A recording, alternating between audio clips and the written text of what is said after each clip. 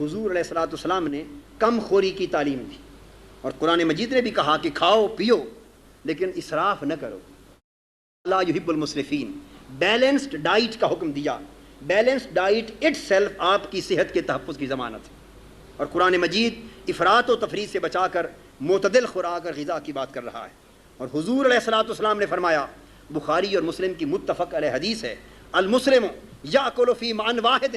کہ جو مسلمان ہے وہ ایک آنت سے کھاتا ہے اور جو کافر ہے وہ 7 آنتوں سے کھاتا ہے۔ یہ استعارے کی زبان میں بات کی ہے، مطلب یہ ہے کہ مسلمان کم کھاتا ہے اور کافر بے دریغ کھاتا ہے۔ اب ہمیں اپنی گریبانوں میں بھی جھانک کر دیکھنا چاہیے کہ کھانے کے باب میں ہمارا شعار اسلام ہے یا شعار کفر ہے۔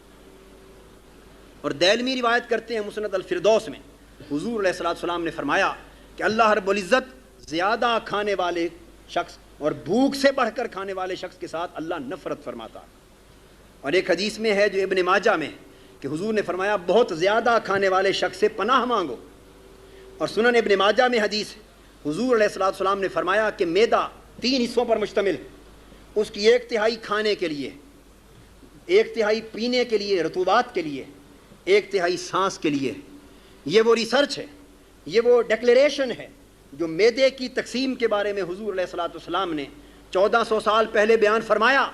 آج معدے کی اندر کی امراض کی تحقیق کے لیے جو بیریم میل ٹیسٹ ایجاد ہوا ہے، بیریم میل ٹیسٹ کرنے کے لیے جب آپ دوائی ڈالتے ہیں تو آقا دو جہاں کے بیان کردہ تینوں حصص معدے کے کھل کر سامنے آ جاتے ہیں۔ اس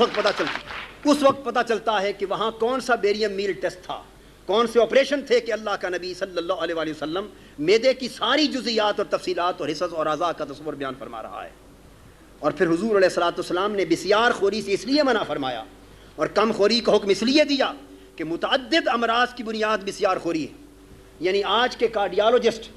اور امراض قلب کے علاج کی تمام ایسوسیشنز دنیا بھر میں آل اوور دی ورلڈ، مشرق سے مغرب تک جہاں جائیں وہ لکھتی ہیں، پمفلٹس چھاپتی ہیں، کتابیں چھاپتی ہیں اور عنوان لگاتی ہیں کہ دل کی ساری مرضیں پیٹ کے راستے سے جاتی ہیں، ساری مرضیں معدے کے راستے سے جاتی ہیں۔ یہ بات آج متحقق ہو چکی ہے کہ ساری امراض قلب کا تعلق بنیادی طور پر بسیار خوری یا غذا کی بد پرہیزی میں ہے۔ اسی بسیار خوری سے امراض قلب جنم لیتی ہیں، اسی سے الٹیمیٹلی ذیابیطس یعنی ڈائبٹیز جنم لیتی ہے۔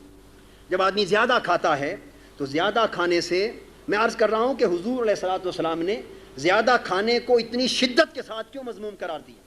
اور اتنی سختی کے ساتھ بسیار خوری سے کیوں منع فرمایا؟ یوں ہی لگتا ہے کہ بسیار خوری کے نقصانات بھی بہت زیادہ ہی ہوں گے، جس وجہ سے حضور نے شدت کے ساتھ منع فرمایا اور یہاں تک کہ کہا کہ پناہ مانگو بسیار خور سے۔ ریزن کیا ہے کہ یہ بڑی بڑی موذی امراض کا باعث ہے، جن میں ڈائبٹیز ہے۔ جب آدمی زیادہ کھاتا ہے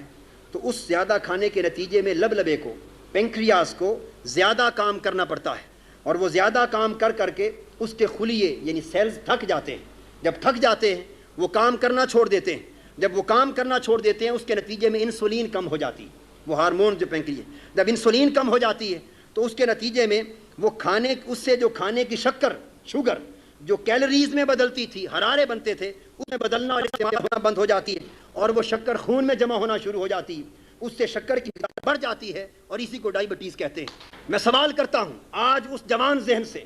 آج کی جدید نسل سے اور اپنے عزیزان گرامی قدر طلباء و طالبات سے کہ اگر آپ کا اسلام کی نسبت یہ تصور پڑھنے سے یا کسی کے بتانے سے اس طرح واضح نہ تھا تو آپ ذرا صدق اور اخلاص کے ساتھ اور پوری ڈیووشن اور کنسنٹریشن کے ساتھ ذرا سمجھنے کی تو کوشش کیجئے اس وقت کون سے معالج تھے، کون سی سائنس تھی میڈیسن کی، کون سے میڈیکل کالج تھے جس نے آقائے دو جہاں کو ان سارے تصورات سے آگاہ کیا کہ آقائے دو جہاں جہاں افراد کے ظاہر کی اصلاح کے لیے ان کے احوال ظاہری پر نگاہ رکھتے ہیں، ان کے باطن کی اصلاح کے لیے اور اندر کی پوشیدہ امراض کی اصلاح کے لیے ہر شخص کے باطن و باطن کے بھی نظر رکھتے ہیں اور وہ علاج تجویز کرتے ہیں کہ ایک ہی علاج سے ظاہر بھی سنور رہا ہے، باطن بھی سنور رہا ہے، روح بھی سنور رہی ہے اور جسم بھی سنور رہا ہے۔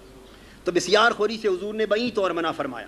اور اسی بسیار خوری سے امراض قلب جنم لیتی ہیں۔ چونکہ میں عرض کر چکا ہوں تفصیل کے ساتھ کہ بسیار خوری سے پھر چربی بڑھتی ہے، کولیسٹرول لیول زیادہ ہوتا ہے، شریانوں کو تنگ ہو جاتی ہے اور اسی سے پھر امراض قلب جنم لیتی ہے۔ پھر اسی سے فالج ہوتا ہے، اگر دماغ میں وہ شریان کوئی تنگ ہو جائے تو اس کا فالج صورت پیدا ہو جاتی ہے، باقی آرٹریز میں ہو جائے تو ہارٹ ٹربلز اور ہارٹ اٹیکس ہوتے ہیں، اسی سے مخبوط اور حواسی کی مرض جنم لیتی ہے۔ اس بسیار خوری سے بول و براز کا بے قابو ہو جانا پیدا ہوتا ہے، اسی سے موٹاپا پیدا ہوتا، اسی سے بلڈ پریشر اور دیگر موذی امراض جنم لیتی۔